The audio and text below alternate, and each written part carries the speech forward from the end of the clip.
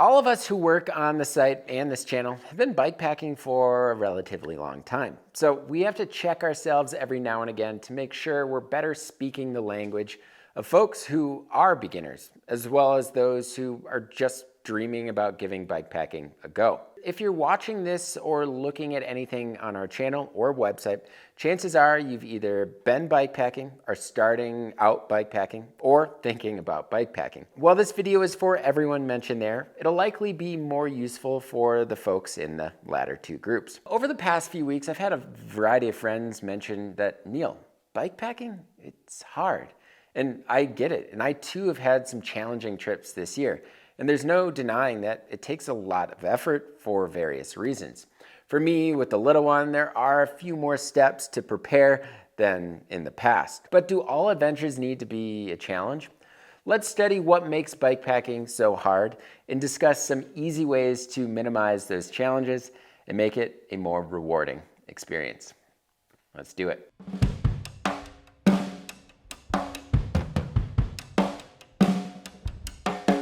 So before I jump into it, I just want to mention that this video is supported in part by Surly Bikes. And Surly, they make serious steel bikes for people that don't take themselves too seriously.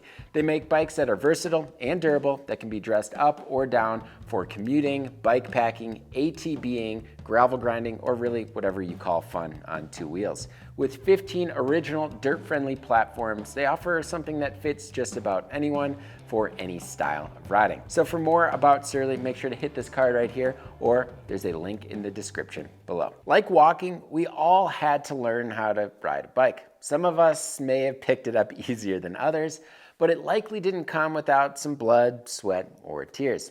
Fast forward many years, and you now ride for fun, a nice casual activity that is not only a great way to explore or get to work, but also perhaps a good way to get a little exercise. As you evolve as a cyclist, you start to tackle longer rides, and eventually you grow a wild hair and decide to add a bunch of heavy bikepacking bags to your bike and start taking that bike up bigger hills, on longer dirt roads, or maybe even more remote single track into the backcountry. Eventually, you might turn that into an even longer trip with a campsite in the middle.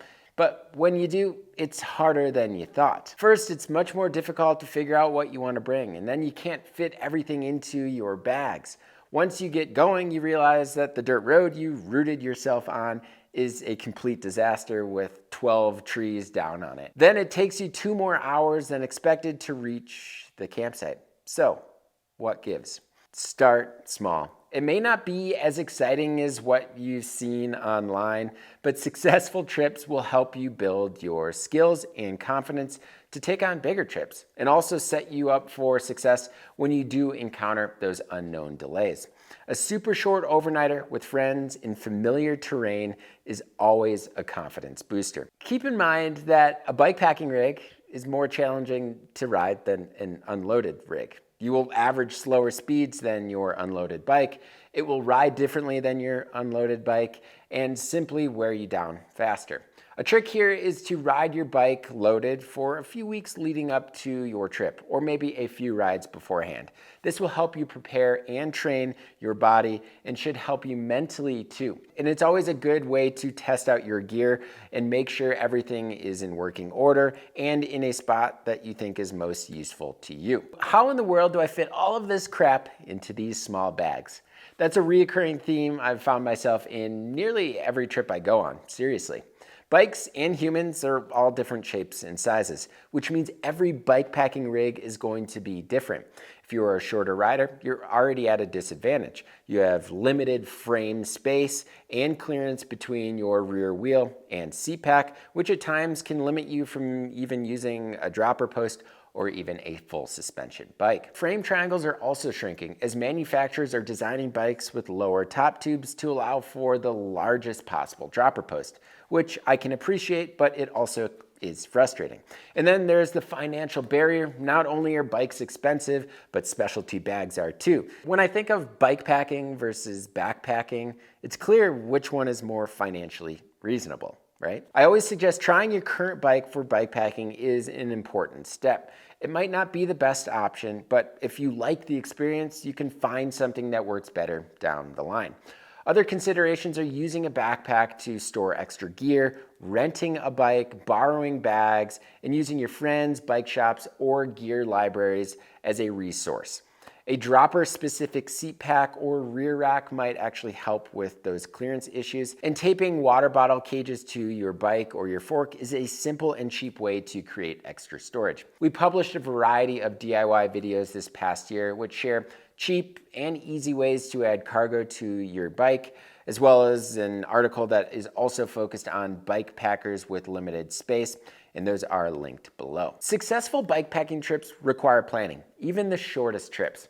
When I plan for a trip, I think about a variety of things, such as fitness, leave no trace principles, safety, first aid, food, and route logistics.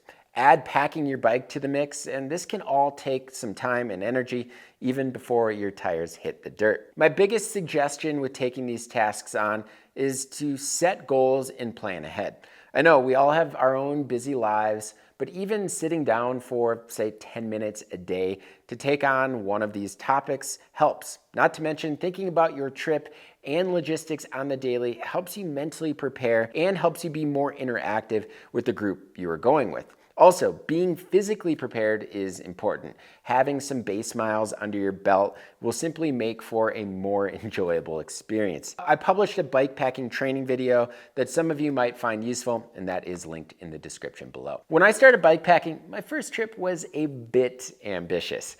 And after that experience, I was a little burnt out on the whole bikepacking thing. It definitely took me a few months to realize that I wanted to go again. I have seen and heard of the same thing from many other people over the years. I think biting off too much on your first bikepacking trip is the reason why people don't go out on their second bikepacking trip.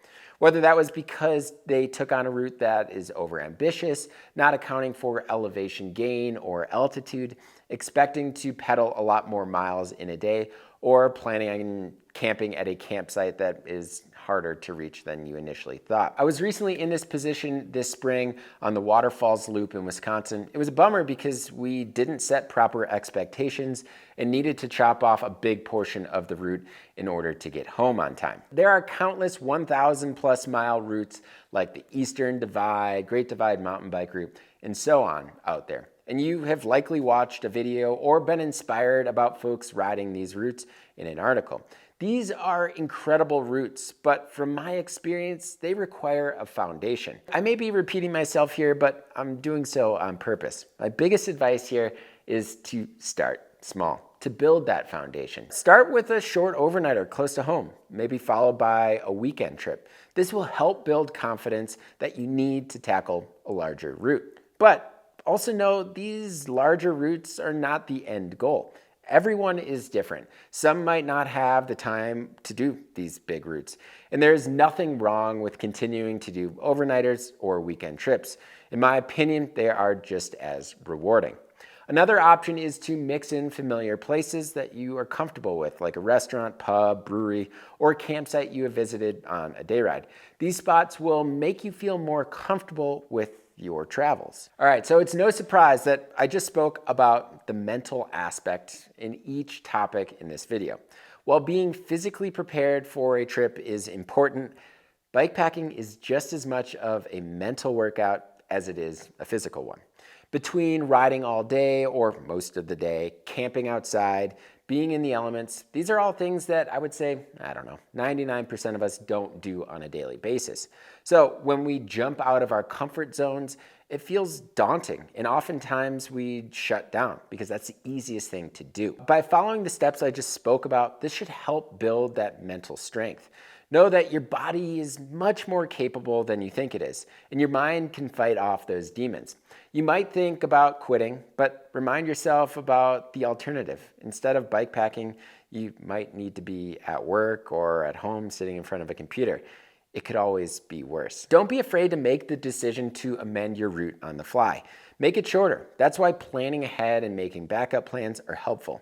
In the end, the challenge, getting over those mental hurdles, and the sense of accomplishment when you finish is the special sauce. It's truly hard to replicate in any capacity. The memories and friendships you make along the way will last a lifetime, and the challenges and difficulties between your start and finish make it that much more incredible. Bikepacking is hard, yes, but for some reason, that's why it keeps me coming back for more. So if you have any thoughts on bikepacking and how you overcome those difficulties, leave it in the comment section below. As always, thank you all so much for watching, and until next time, pedal further.